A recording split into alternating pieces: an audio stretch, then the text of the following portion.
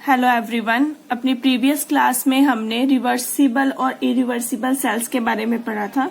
हमने कहा था हमारे वो सेल जिनके ऊपर जो ड्राइविंग फोर्स है वो इनफाइनाइटली डिफरेंट हो अपोजिंग फोर्स से, और हल्का सा अपोजिंग फोर्स क्रिएट करने पर हमारा जो रिएक्शन है वो क्या हो जाए, रिवर्स हो जाए। तो उस सेल को हम क्या कहते थे, हमारे रिवर्सिबल सेल। और इसके अपोजिट जो सेल थे उन्हें हमने कहा था इरिवर्सिबल सेल। अब हम आज अपने लेक्चर में पढ़ेंगे ऐसी ही रिवर्सिबल इलेक्ट्रोड्स के बारे में।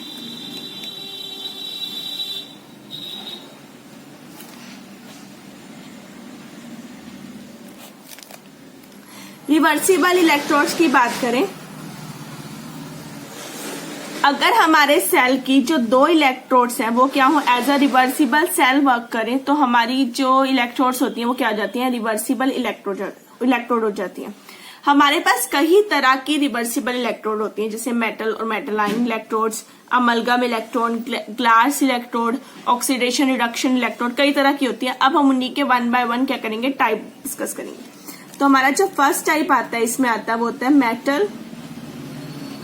Metal ion electrode. नाम से ही पता लग रहा है, मीन्स आपने जो मेटल यूज करना है उसी का मेटल आयन आपने यहाँ पे यूज करना है। ये चीज हम पहले कर चुके हैं जब हमने डैनियल सेल किया था या उसकी जो बेसिक अरेंजमेंट है वो की थी। तब हमने कहा था जिंक इलेक्ट्रोड को हम जिंक सल्फेट के सोल्यूशन में डिप करेंगे एंड कॉपर इलेक्ट्रोड को कॉपर सल्फेट के सोल्यूशन में डिप करेंगे। मेटल क्या हो गया, कॉपर, और मेटल आयन यानी कि कॉपर आयन, उसका सल्फेट सोल्यूशन हमने उसमें से डिप किया था। ठीक है, metal rod dipped in solution of its ion. For example, zinc in ZnSO4 solution, copper in copper sulfate solution। ये हमने ऑलरेडी किए हुए। ठीक है, जैसे हमने जब कॉपर का किया था, इसकी बात करें तो ये ऑक्सीडेशन या रिडक्शन दोनों कर सकती है। Copper changes into copper 2 positive plus 2 electron, और copper 2 positive plus 2 electron changes into copper. ठीक है, ये थी इसकी रिडक्शन, ये थी इसकी ऑक्सीडेशन। जब हमने इसे जिंक के साथ प्लेस किया था तब इसकी रिडक्शन हो रही थी। और दूसरा एक और एग्जांपल किया था जिसमें हमने कॉपर को सिल्वर इलेक्ट्रोड के साथ प्लेस किया था, वहां पर इसकी ऑक्सीडेशन हो रही थी और जो सिल्वर वाली इलेक्ट्रोड थी उसकी क्या हो रही थी, रिडक्शन हो रही थी। तो हमने यहाँ मेटल रोड को उसी के आयन में क्या किया, डिप किया। तो ये फर्स्ट कैटेगरी है, metal ion electrode. Second is amalgam electrodes.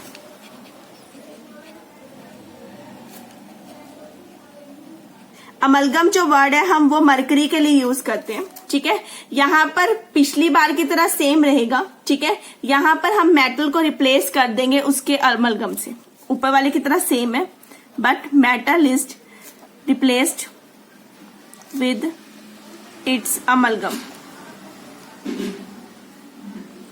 अब ये अमलगम क्या होता है, अमलगम होता है जो हमारा मेटल है उसका सोल्यूशन इन मरकरी। ये अमलगम होता है solution of metal in mercury.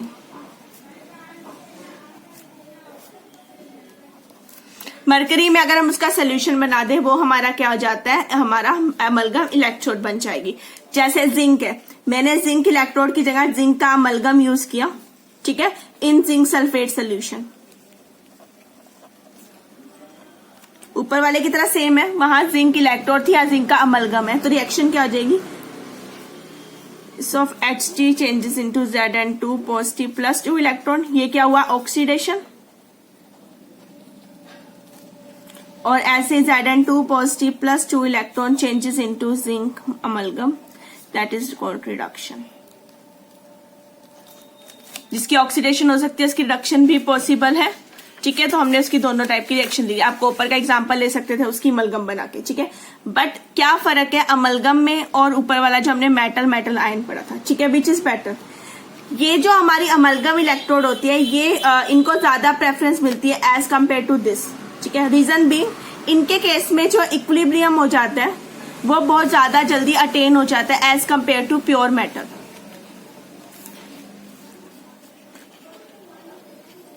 amalgam electrode is better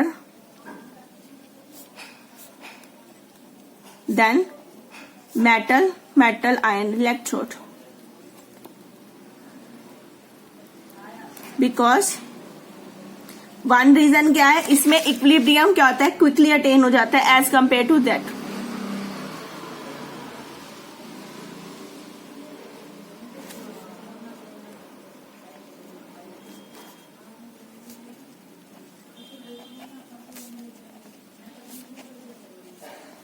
pure metal की कंपैरिजन में इक्विलिब्रियम बहुत जल्दी अटेन हो जाएगा, तो ये इसका आ गया। ठीक है, दूसरा प्रॉब्लम क्या आती है, जो हमारे एक्टिव मेटल्स होते हैं, हाईली रिएक्टिव मेटल्स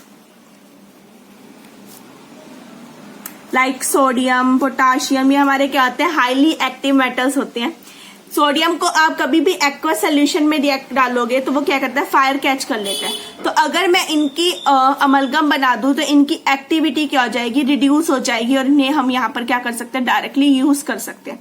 मेटल में उसे नहीं डायरेक्टली यूज कर सकते because they are highly reactive. By making their amalgam their activity can be reduce. Activity reduce हो जाएगी तो आप उन्हें यहाँ पे क्या कर सकते हो, इजिली यूज कर सकते हो। ठीक है, नेक्स्ट थर्ड, जो प्योर मेटल होता है उसमें कहीं ना कहीं हमारे पास क्या होती है, इम्प्योरिटी प्रेजेंट होती है। ठीक है, तो जो इम्प्योरिटीज हैं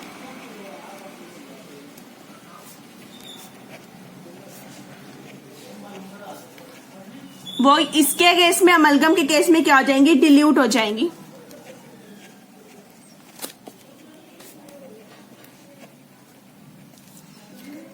अमलगम के केस में वो इम्प्योरिटीज क्या हो गई, कम हो गई। इम्प्योरिटीज कम होगी तो जो हमारा रिजल्ट आएगा वो ज्यादा बेटर आएगा। इसीलिए इन दोनों में से हम अमलगम इलेक्ट्रोड को ज्यादा प्रेफरेंस देते हैं over the metal ion electrode. Done. अब आते हैं अपनी तीसरी कैटेगरी पे। हमारी थर्ड कैटेगरी है वो है ग्लास इलेक्ट्रोड। ये इंपॉर्टेंट है हमारी।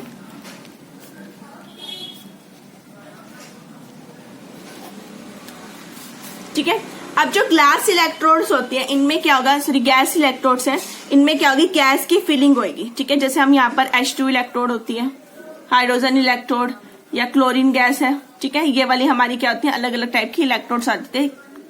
रीजन डिफरेंट क्या आएगा, इसमें हाइड्रोजन गैस फील होगी, इसमें क्लोरीन गैस फील होगी। ठीक है, इसके केस में क्या आता है, एक हम गैस को लेंगे, कोई भी एक गैस ले ली, पर्टिकुलर हाइड्रोजन इलेक्ट्रोड है तो हाइड्रोजन गैस, क्लोरीन इलेक्ट्रोड है तो क्लोरीन गैस। ठीक है, उसे हम यहाँ पर एक ट्यूब में फिल करते हैं। ठीक है, उसके अंदर हमारी एक फॉइल लगी होती है, वो फॉइल होती है हमारी प्लैटिनम मेटल की। ठीक है, उस सोल्यूशन के अंदर, गैस के सोल्यूशन के अंदर क्या होगी, वो डिप होगी। डिप होने के बाद वहां पे सबसे पहले एक इक्विलिब्रियम अटेन होना चाहिए, जो हमारे गैस है और उसके आयंस के बीच में सबसे पहले क्या होगा, एक इक्विलिब्रियम अटेन होगा। ठीक है, उसके बाद वो इलेक्ट्रोड क्या करेगी, अपने इलेक्ट्रॉन लॉस या गेन करना शुरू करेगी। मींस देन वो ऑक्सीडेशन या रिडक्शन करना क्या करेगी, स्टार्ट करेगी। तो पहला काम क्या होगा, जो हमने उसके अंदर फॉइल लगाई है वो क्या करेगी, एक इक्विलिब्रियम मेंटेन करेगी। जो फॉइल हमने लगाई है वो फॉइल किसकी है, हमारी प्लैटिनम मेटल की।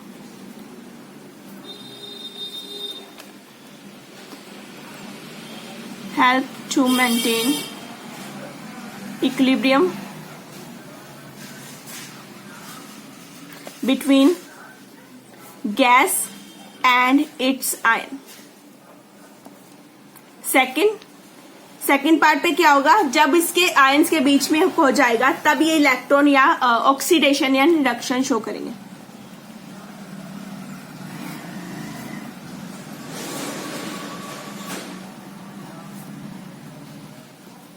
डन। अब वन बाय वन हम दोनों इलेक्ट्रोड को देखेंगे, हाइड्रोजन वाली को भी, क्लोरीन वाली को भी थी। तो सबसे पहले आता है हमारा इसमें एक टाइप हाइड्रोजन इलेक्ट्रोड।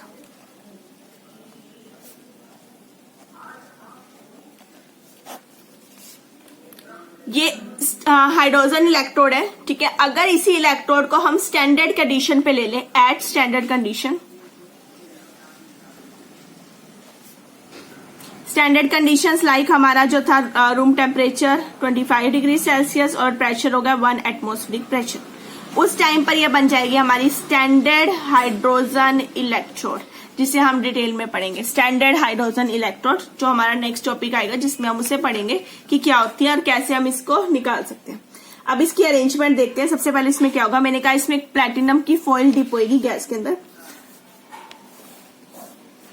यहाँ पे एक बीकर लिया, ठीक है। इस बीकर के अंदर हमारी एक ट्यूब है,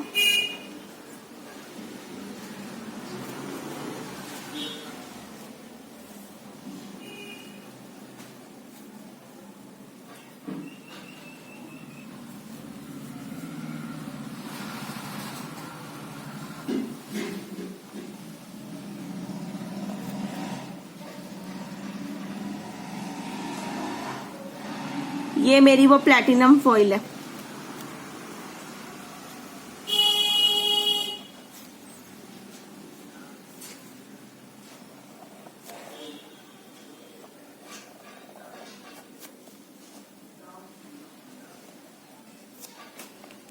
इसके बाहर हमारा सोल्यूशन है, वो है मेरा सोल्यूशन 1 मोलर HCl का।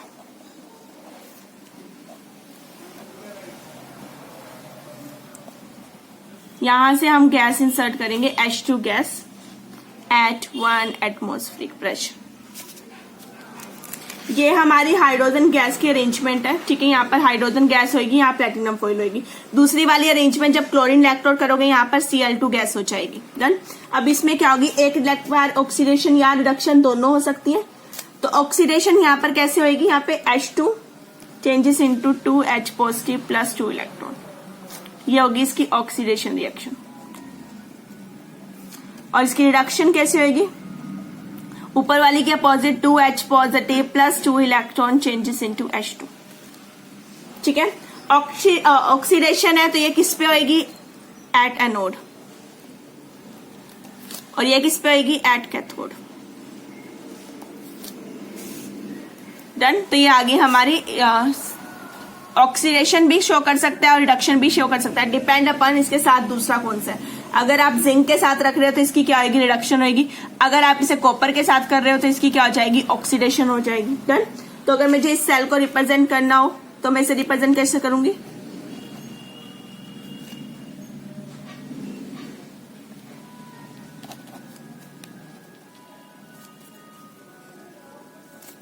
H2 changes into H positive.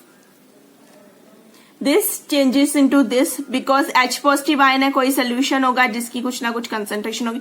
ये रिप्रेजेंटेशन हमने पहले भी की है, बट यहाँ पर ये अकेला वर्क नहीं कर रहा है, ये तब वर्क कर रहा है जहां यहाँ पर क्या है, प्लैटिनम फॉइल। तो यहाँ पे आ जाएगा PT, आपने वो फॉइल लिया तब आया, ठीक है। अब आते हैं इसके दूसरे टाइप पे, that is chlorine electrode type B. Chlorine electrode में सब कुछ रहेगा, H2 गैस रिप्लेस किससे हो जाएगी, Cl2 से।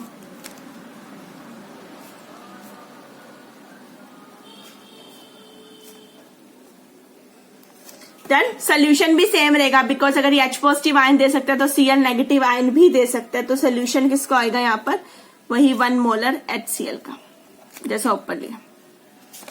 डन। अब आते हैं इसकी रिएक्शन पे। यहाँ पे 2Cl2 plus 2 electron changes into 2Cl negative, 0 से आ गया यहाँ पे 1 पे, और हमारे 2Cl negative changes into 2Cl2, इसका अपोजिट रिएक्शन। डन। एक में यहाँ पर ऑक्सीडेशन हुई है, एक में यहाँ पर क्या है, रिडक्शन हुई है। 0 से -1 पे गए तो ये क्या है, रिडक्शन। ऑक्सीडेशन स्टेट चेक करोगे, यहां -1 से हम 0 में गए तो यहाँ पे इसकी क्या हो रही है, ऑक्सीडेशन। डन। तो हमारे पास दोनों रिएक्शन आ गई, ऑक्सीडेशन भी आ गई, रिडक्शन भी आ सकती। इसी तरह से एक होती है हमारे पास ऑक्सीजन इलेक्ट्रोड, यानी कि अब यहाँ क्लोरीन गैस की जगह आपने कौन सी गैस फिल करनी है, O2 गैस, ठीक है। तो क्या बन जाएगी हमारी ऑक्सीजन इलेक्ट्रोड। इसकी जनरली हमारे पास रिडक्शन ही होती है, तो इसकी जो रिडक्शन रिएक्शन आती है वो होती है O2 plus water plus 2 electron, ये 2 वाटर होते हैं, चेंजेस इनटू 4OH नेगेटिव, ठीक है। यहाँ पर इसकी क्या होती है, जनरली रिडक्शन ही होती है, रिडक्शन में ही यूज की जाती है, ऑक्सीडेशन में आप इसे यूज नहीं कर सकते, ठीक है। तो ये 3 तरह की हमारे पास इलेक्ट्रोड होती है जिन्हें हम यूज करते हैं, hydrogen, chlorine and oxygen electrode, that is gas electrodes. अब आते हैं अपने फोर्थ टाइप पे। फोर्थ थोड़ा अलग है। फोर्थ आता है हमारे पास मेटल, मेटल इनसॉल्युबल सॉल्ट,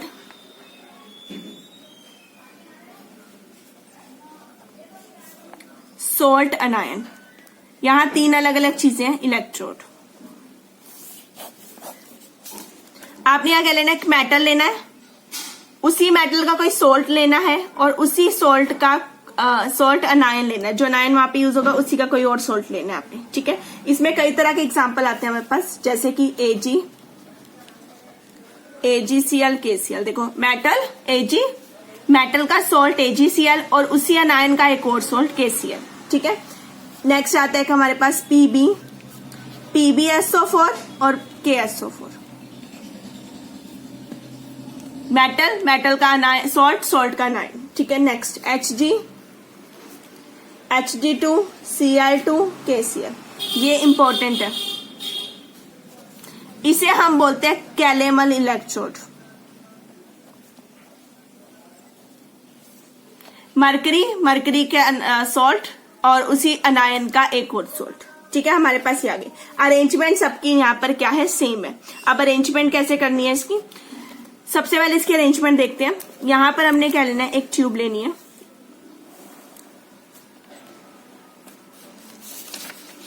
ये ट्यूब ले ली। अब इस ट्यूब के अंदर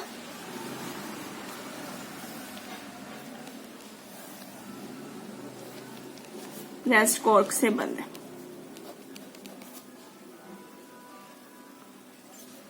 सबसे पहले यहां नीचे की तरफ है हमारा Hg,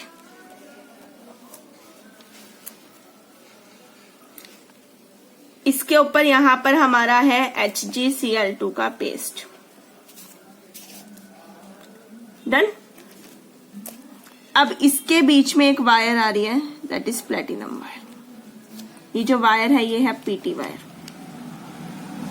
यहां पर भी हमने मरकरी लेने हैं। डन। अब मैंने Hg यूज कर लिया, HgCl2 यूज कर लिया, बचा क्या, KCl। तो KCl का यहाँ पे क्या है, इलेक्ट्रोलाइट का सोल्यूशन।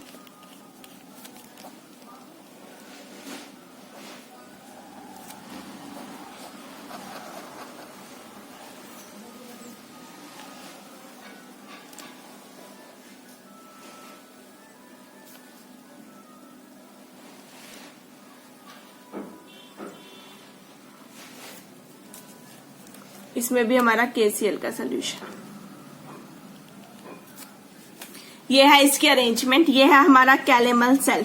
यही एक अरेंजमेंट हमारी दूसरे तरीके से होती है। ये एक सोल्ट ब्रिज है, ये वाला जो है ना, ये इसे दूसरी इलेक्ट्रोड से जोड़ेगा, तो ये हमारा सोल्ट ब्रिज है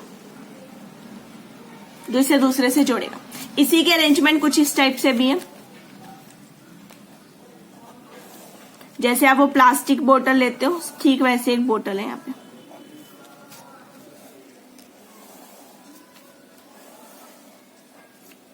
इसके बीच में वही वायर है, प्लेटिनम वायर, सब कुछ सेम रहेगा, फर्क नहीं है, ठीक है।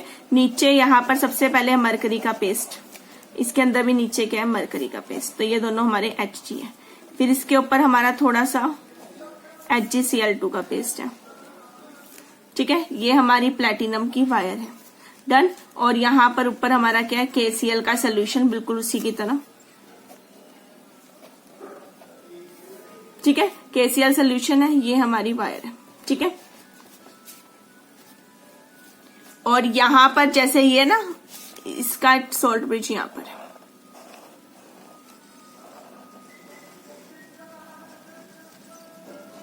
ये है हमारा सोल्ट ब्रिज।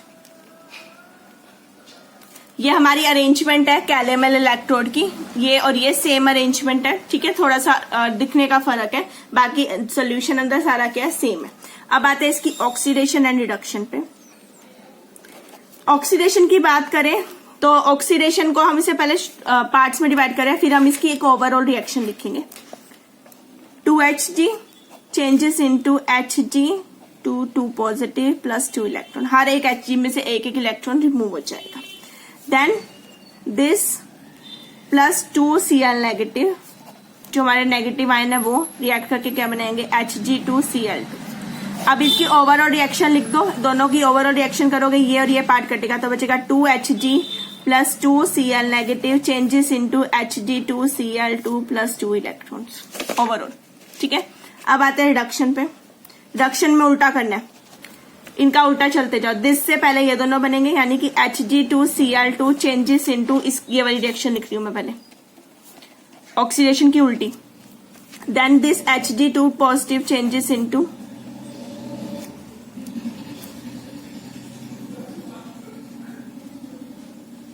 इसमें ना 2 इलेक्ट्रॉन्स 2 Hg, ये वाले के उल्टा। अब दोनों को जोड़ दो तो Hg2Cl2 ये और ये कटेगा, प्लस 2 इलेक्ट्रॉन, ये वाला पहले आ गया, then changes into 2Hg plus 2Cl negative. तो ये इसकी आ गई रिडक्शन हाफ रिएक्शन। ठीक है, अपोजिट एक दूसरे से, एक ऑक्सीडेशन है, एक क्या है रिडक्शन हाफ रिएक्शन। डन। तो ये थी हमारी 4th कैटेगरी। अब आते हैं अपनी 5th कैटेगरी पे, that is oxidation reduction electrode.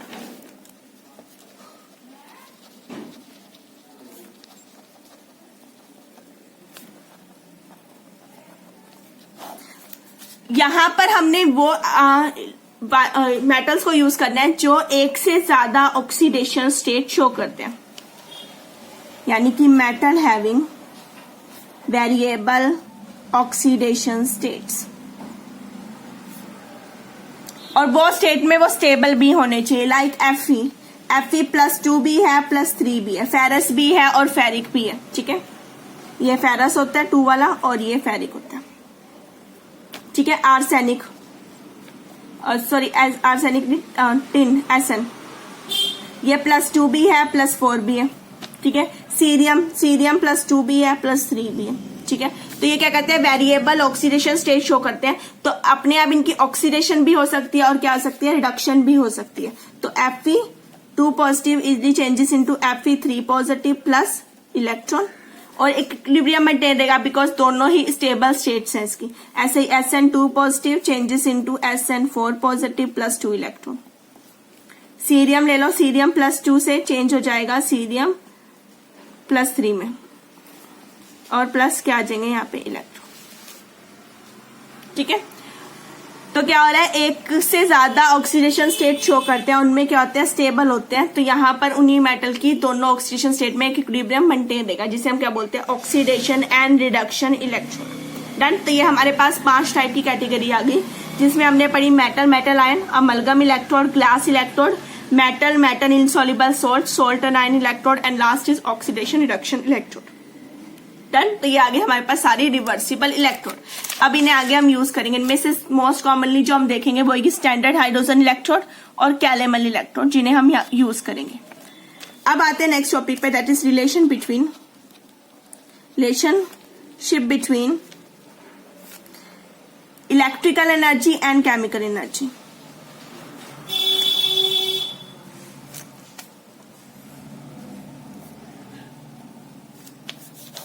जो वो बराबर होती है हमारे पास quantity of electricity into EMF of cell. Done. जो इलेक्ट्रिकल एनर्जी है, ये हमारे पास इसका जो फॉर्मूला बनता है वो होता है NEF, ये हमने पहले भी पढ़ा हुआ है।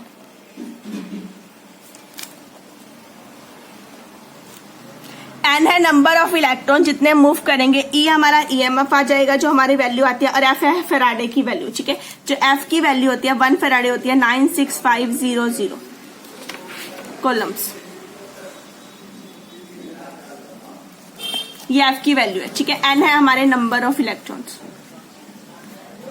जैसे मैं अगर बात करूं डैनियल सेल की, जो डैनियल सेल था कॉपर और जिंक वाला, उसमें N की वैल्यू कितनी थी 2, उसमें 2 इलेक्ट्रॉन मूव करते हैं। उस पर्टिकुलर सेल के लिए जिसमें हम ये करते हैं, जिंक को चेंज कर देते हैं Zn2 पॉजिटिव में, और कॉपर 2 पॉजिटिव आयन चेंज होता है हमारा कॉपर। ठीक है, इस केस के अंदर जब हमने E की वैल्यू को फाइंड आउट किया था, इस पर्टिकुलर के लिए E वो था 1.10 वोल्ट। N आ गया 2, F की वैल्यू आपके पास है 96500। तो आप E की यहां से इलेक्ट्रिकल एनर्जी निकाल सकते हो, that is equal to NEF। तीनों वैल्यू को पुट करो, यहां से इसकी वैल्यू को आप क्या कर सकते हो, फाइंड आउट कर सकते हो। ठीक है, ये तो आ गई इलेक्ट्रिकल एनर्जी। अब केमिकल एनर्जी यानी कि हम उसकी फ्री एनर्जी की बात करें। हमने पहले भी पढ़ा था जब हमने थर्ड लॉ ऑफ थर्मोडायनेमिक किया था, तो हमने कहा था जो डेल्टा जी होता है हमारा माइनस NEF के बराबर होता है, और आप कह सकते हो minus delta G is equal to NEF। This is electrical energy and this is chemical energy. ये हमारी केमिकल एनर्जी है, और वो तो पढ़ ही लिया ऊपर कि वो हमारी क्या है, इलेक्ट्रिकल एनर्जी। तो ये हमारे पास इक्वेशन आ गई। डन। अब हमने पीछे पढ़ी थी Gibbs Helmholtz equation. Gibbs Helmholtz equation हमारे पास क्या थी, delta G is equal to delta H plus T curly delta G by curly T at constant P. ये थी हमारी गिब्स हेल्महोल्ट्ज इक्वेशन। अब हमने पढ़ा, we know that delta G is equal to NEF, यहां पर पुट कर दे तो डेल्टा जी की जगह माइनस NEF। ये चीज आपने तब पहले भी की थी, वहां भी हमने सेम कॉपर वाला और जिंक वाला एग्जांपल लिया था जब गिब्स हेल्महोल्ट्ज इक्वेशन की वेरिफिकेशन की थी तब। T minus NEF curly by curly T at constant. ये वैल्यू आ गई, मैंने यहां पर पुट कर दिया। ये minus NEF is equal to plus delta H, ये माइनस बाहर आ गया, N is fix, F is fix, T is fix, सिर्फ वेरिएबल क्या है E। माइनस को आप एडजस्ट कर लो, NEF is equal to minus delta H is plus NET। Done. ये आ गया मेरे पास, मुझे E निकालना है, दैट E is equal to minus delta H upon NF। इधर NF आएगा तो वो कैंसिल हो जाएगा, बचेगा क्या T। ये NF इधर आएगा, NF इधर है, cancel out T curly E by curly T।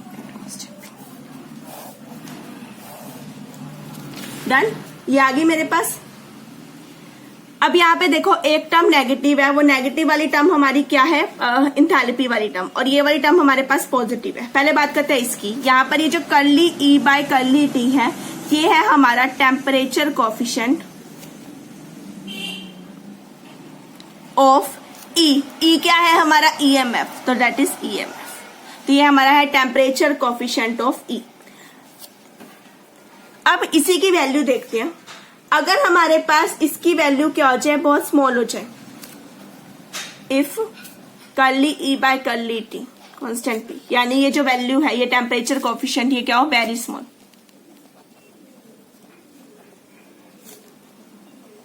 अगर ये बहुत स्मॉल होगा तो क्या होगा, जो इलेक्ट्रिकल एनर्जी आ रही है वो किसके बराबर होगी, नियरली इक्वल टू H।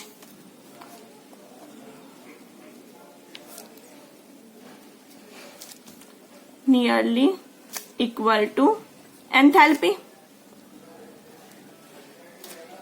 अब दूसरा केस, अगर ये वैल्यू हमारे पास क्या हो, पॉजिटिव हो। अगर ये वैल्यू पॉजिटिव है, ये वैल्यू क्या है, नेगेटिव, ठीक है। इसका मतलब जो हमारी जो एनर्जी आ रही है, इलेक्ट्रिकल एनर्जी, वो क्या होगी, ग्रेटर होगी, किससे, हीट ऑफ द रिएक्शन से। Then electrical energy is greater than heat, यानी कि enthalpy, heat of reaction. Done. अगर ये वैल्यू हो जाए नेगेटिव, नेगेटिव होगी, ये भी नेगेटिव है, इसका मतलब है जो हमारी इलेक्ट्रिकल एनर्जी है that is less than heat of reaction, उससे क्या आ जाएगी, लेस हो जाएगी। डन। तो ये हमारे पास 3 केसेस आ गए। अब हमने ये तो पढ़ लिया, रिलेशन क्या गया। अब हम इसी से कैलकुलेट करेंगे delta G, delta H and delta S को। Next topic is calculation of delta G, delta H and delta S. इन तीनों की हम क्या करेंगे, अब कैलकुलेशन करेंगे, ठीक है। अभी हमने डेल्टा जी को तो ले लिया, दैट इज माइनस NEF, ये तो हमने पढ़ ही लिया, ठीक है। अब आते हैं डेल्टा एच पे। डेल्टा एच इस इक्वेशन में भी तो है, यहां से आप डेल्टा एच को नहीं निकाल सकते, तो हम ये वाली इक्वेशन यूज करते हैं।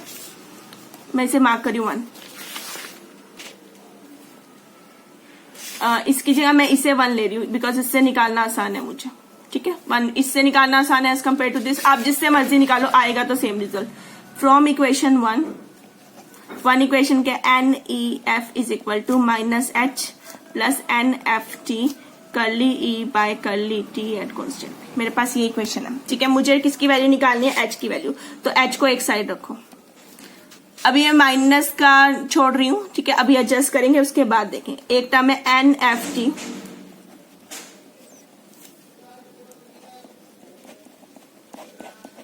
ये टर्म भी क्या चली जाएगी? इधर चली जाएगी। ये H इधर जाएगा तो क्या हो जाएगा? पॉजिटिव। ये टर्म इधर जाएगी तो हमारी क्या हो जाएगी? नेगेटिव। तो आ गया माइनस NEF। डन। NF दोनों में कॉमन है, बाहर ले लो।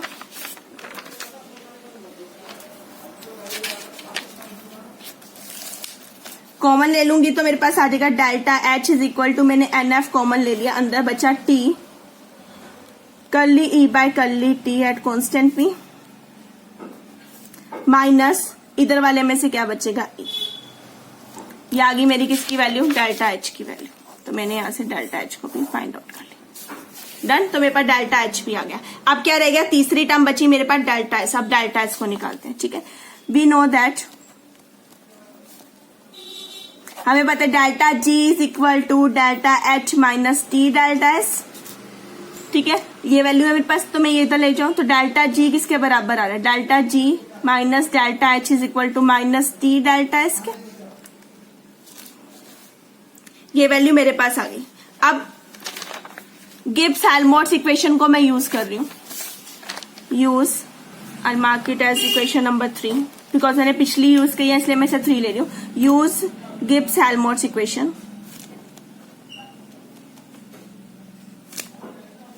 वो क्या थी? Delta G is equal to delta H plus T curly delta G by curly T P।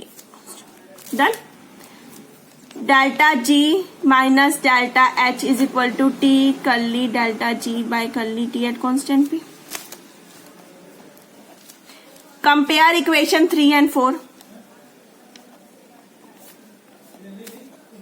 4 और 3 को कंपेयर कर दूं तो this is equal to this, यानी कि delta S is equal to minus T तो कैंसिल हो ही रहा था, माइनस में इधर लेगी curly delta G by curly T P at constant P। Done. ये आ गया मेरे पास। अब we know that delta G is equal to minus NEF, इसमें पुट कर दो।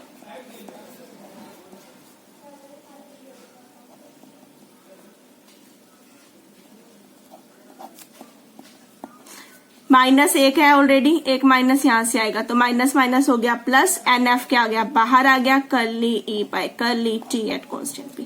तो हमने क्या निकाल लिया? S निकाल लिया। तो हमने तीनों टर्म निकाल ली, G भी निकाल लिया, H भी निकाल लिया और S भी निकाल लिया इन टर्म्स ऑफ E यानी कि AMF ऑफ सेल। अब आपको क्वेश्चन में क्या होगा? आपको क्वेश्चन में एक वैल्यू गिवन होगी। सपोज आपको ये वैल्यू गिवन है, F आपको पता होगा, सेल नंबर ऑफ इलेक्ट्रॉन बता देंगे किसी भी सेल के, आपको S निकालना है। सेम यहाँ पर आपको T पता होगा, E पता होगा, N पता होगा, F पता होगा, आप H निकालोगे। सेम यहाँ पर G निकालोगे, ठीक है। एक दूसरे की हेल्प से भी आप इन्हें फाइंड आउट कर सकते हो। क्लियर? तो ये था हमारा टॉपिक जिसमें हमने डेल्टा G, H और S को कैलकुलेट किया। अब अपनी क्लास, नेक्स्ट क्लास में हम जो हमारी इलेक्ट्रोड्स है, जो हमने स्टैंडर्ड हाइड्रोजन इलेक्ट्रोड है उससे पढ़ेंगे, उससे कैसे निकालना है और कैलेमल इलेक्ट्रोड से कैसे निकालना है। फिर हम EMF सीरीज के बारे में पढ़ेंगे और उसकी एप्लीकेशन करेंगे। Okay, thank you everyone for watching.